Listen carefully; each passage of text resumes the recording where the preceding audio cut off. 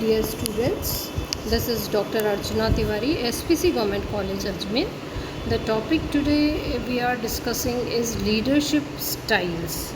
As we have already studied the meaning of leadership, leadership is the process and the art influencing the behavior, attitudes, activities of people to work willingly and enthusiastically towards the accomplishment of group goals.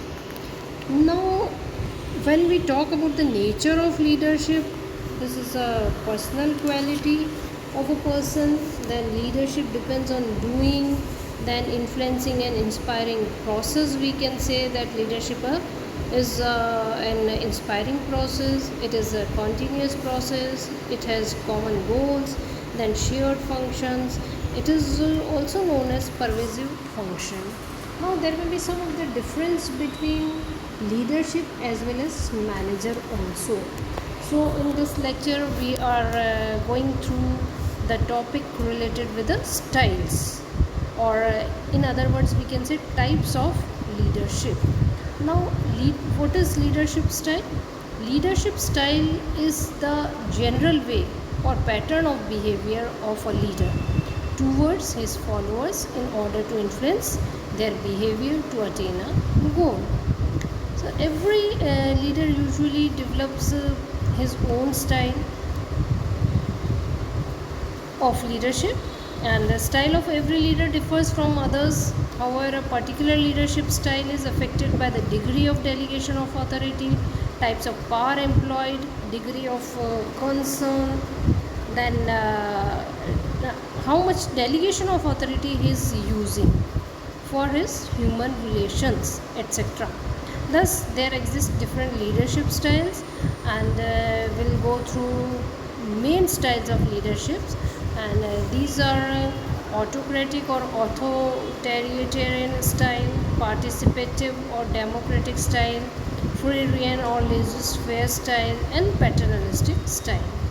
So, first style of leadership is autocratic or authoritarian leadership. An autocratic leader is one who centralizes power and makes all the decisions himself. He tells his followers what to do and expects to be obeyed without question. Whatever he says, it should be okay every time. So this is a type of autocratic leader. Thus such a leader imposes his will on his followers. There will be no question mark on his decisions, and this style is typically of a person who accepts McGregor's theory X assumptions. And I think this is clear to you all that what is McGregor's theory X. And the main features related with this autocratic leadership style are as follows. Number one is he centralizes power. As we have already discussed that autocratic leader centralizes his power, means there is no question of decentralization of his authority. Only centralization of his power will be there in autocratic leader. He makes all the decisions himself. There is no question to delegate the authority, so he makes all the decisions by himself only. He structures the work of his group members as far as possible, and moreover he exercises close supervision and control over his group members. He expects to be obeyed by his subordinates without any question, and he gets the things done through fear or threats of punishment, penalties, and so on. So with the fear of punishment, everybody seeks his permission to do the same thing whatever he is saying to do. And he motivates his subordinates by satisfying their basic needs through threats of punishment and penalties. And he believes in maintaining one-way communication. There is no chance of two-way communication, because there will be no question from the side of followers to the autocratic leader.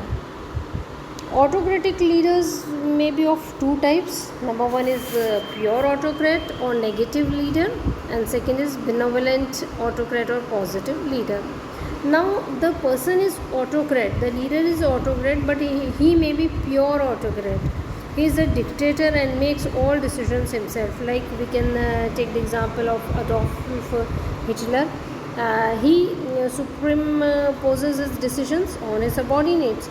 He carries out his decisions by coercive or negative power. He uses fear of punishment or penalty to carry out his decisions. Thus, it is a negative leadership style. Benevolent autocrat or positive leader. When an autocrat leader avoids negative coercive power and uses reward power to influence his subordinates, he is called a benevolent autocrat leader. Such a leader shows active concern for the feelings and welfare of his subordinates. He may even encourage their participation in planning, but he retains his power to make and execute decisions. Autocratic leadership has the following advantages also, like it provides strong motivation and reward for the leader, it permits quick decisions, it provides structured work for employees, it allows managers to hire less competent subordinates because their principal job is to carry out orders, and it permits close supervision and control of subordinates. It ensures compliance and execution of orders with certainty, and it helps manager to get things done with certainty also. But this style of leadership suffers from some of the drawbacks also, like it overburdens managers because of centralization of authority, and moreover it creates fear and frustration among subordinates. It hampers creativity of subordinates, it blocks the free flow of two-way communications, and in the absence of consultation and feedback from subordinate, decisions may cost heavily. It is disliked by the subordinates, especially when it is negative, and in spite of these limitations, autocratic leadership is suitable in some of the situations also, like where subordinates are not educated or untrained in competence, where leaders do not want to delegate authority, and when the organization endorses fear and punishment as expected disciplinary techniques. So these were the two types of autocratic leader. Now the participative or democratic leadership. It is just opposite to autocratic leadership. Participative leaders centralizes authority, while such leaders involve subordinates in decision making process. Thus decisions are not unilateral. The leaders and their group members work as social unit, and they take decisions by mutual understandings only. They freely exchange their views and express opinions and suggestions. Such leaders exercise control through forces within the group. The main features of democratic leadership are as follows. Number one is leader decentralizes authority. He involves subordinates in decision making process. He leads by mutual consent. He explains the reasons for his actions. He and his group members work as a social unit, and he motivates his subordinates through positive means, that is reward. So participative leadership offers some of the advantages also, like it avoids hasty decisions, it encourages cooperation, it motivates subordinates to perform better, and it contributes to higher productivity also, and it definitely it reduces employee grievances, dissatisfaction and turnover. It facilitates introduction of change, and it helps develop future leaders, and thus promotes organizational stability. But some of the disadvantages of this participative or the democratic leadership is also there. It tends to slow the decision making process because it is always a two-way communication, and it tends to dilute responsibility for decisions. It may develop a tendency of buck passing, and it tends to reduce the role of the leader at the top, because by the mutual understanding or by the help of the subordinates, the leader may take his decision.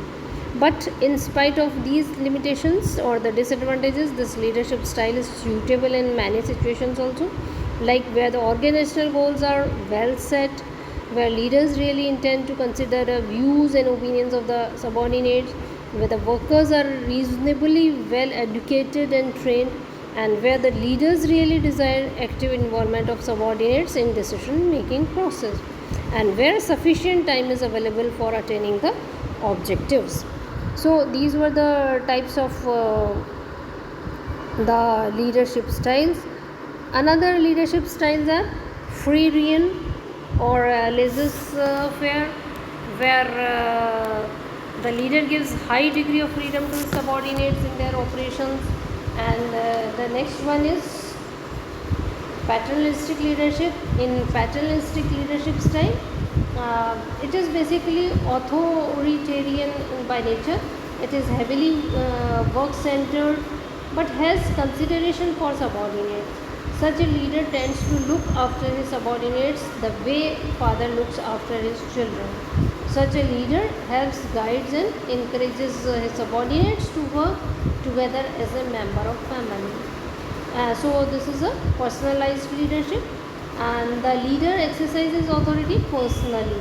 He maintains direct personal contact with his subordinates, and under paternalistic leadership style, subordinates feel forced to meet their leader. They also feel job security, but this leadership style is usually resented and resisted in modern times. So what should be the mode for choosing a leadership style? There are some bases on which leadership style can be chosen. Force in the leader. What are the forces operating in leader? Include the leader's personality, characteristics, qualities, and job skills. Forces in the group also can be a decision making for leadership style, like organizational goals, characteristics, skills, knowledge, needs and expectation of group members, etc. And definitely the situation forces, nature of job and its technology, organizational structure, authority relationship, ethical conditions of the society. So these may be the basis for choosing the best leadership style.